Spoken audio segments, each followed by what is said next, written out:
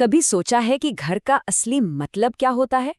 ये शब्द सुनने में तो बहुत आम है, पर इसके मायने बहुत गहरे हैं। चलिए, आज इसी को समझते हैं, और वो भी एक प्यारी सी बच्चों की कविता के जरिए। तो ये कविता शुरू ही एक बहुत मासूम, बहुत प्यारे सवाल से होती है।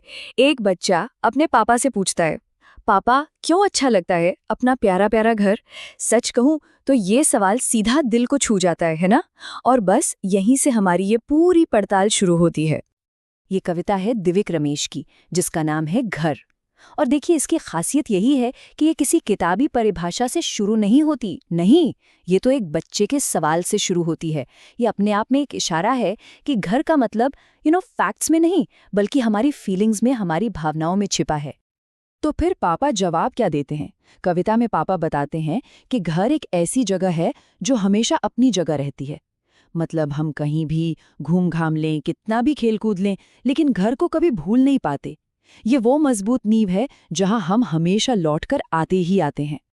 यहाँ पे एक बहुत ही दिलचस्प बात होती है। कविता में ना घर को एक इंसान की तरह दिखाया गया है। लाइनें हैं, थक कर जब वापस आते हैं, कैसे बिछ बिछ जाता घर। सुनकर ऐसा लगता है ना जैसे घर कोई ईंट पत्थर की इमारत नहीं है, बल्कि कोई अपना है जो बाहें फैलाए हमारा इंतजार कर रहा हो। और बात सिर्फ स्वागत तक ही नहीं रुकती। घर तो बिल्कुल एक केयरटेकर की तरह हमारा ख्याल भी रखता है।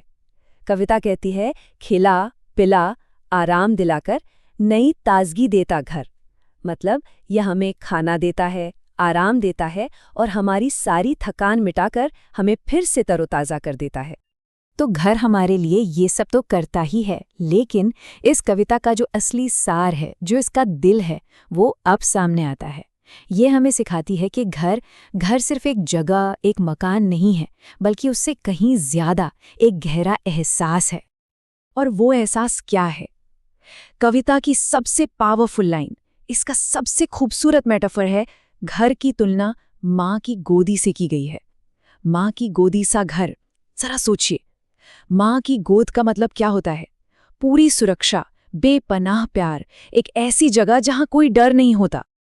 ये जो कंपैरिजन है, ये बहुत ही कमाल का है। देखिए, एक तरफ कविता हमें घर की खासियतें गिनाती हैं, आराम, सुरक्षा, सुकून, और दूसरी तरफ है माँ की गोद से जुड़ी भावनाएं, गर्मजोशी, बिना शर्त वाला प्यार, सिक्योरिटी।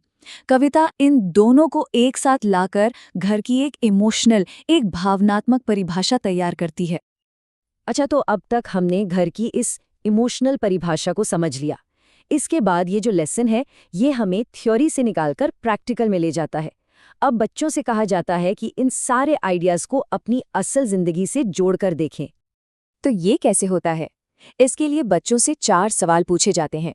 पहला, आपको अपने घर में सबसे अच्छा क्या लगता है? दूसरा, आपको घर की याद सबसे ज्यादा कब आती है? तीसरा, सोचकर बताओ कि घर को माँ की गोदी जैसा क्यों कहा गया है? और चौथा, कोई ऐसा किस्सा सुनाइए जब पूरे परिवार ने मिलकर घर का कोई काम किया हो।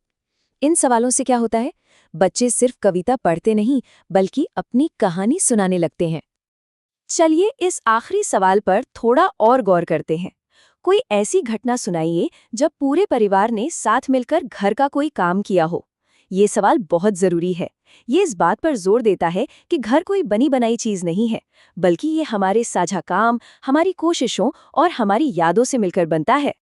और आखिर में ये पाठ हमें भावनाओं की दुनिया से निकालकर परिवार के रिश्तों की ठोस दुनिया में ले आता है।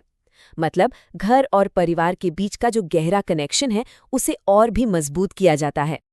इसके लिए एक छोटी सी एक्सरसाइज है। बच्चों से कहा जाता है कि वो अपने परिवार के रिश्तों के नाम लिखें। जैसे माँ की बहन को क्या कहते हैं, पापा के भाई को क्या कहते हैं, मौसी, मामा, बुआ, चाचा। इसका मकसद ये बताना है कि ये सारे लोग, ये सारे रिश्ते ही तो मिलकर घर बनाते हैं। तो कुल मिलाकर इस पूरे पाठ का मकसद क्या है? पहला, घर शब्द के साथ जुड़ी भावनाओं को समझना। दूसरा, इन भावनाओं को अपने पर्सनल एक्सपीरियंस से जोड़ना।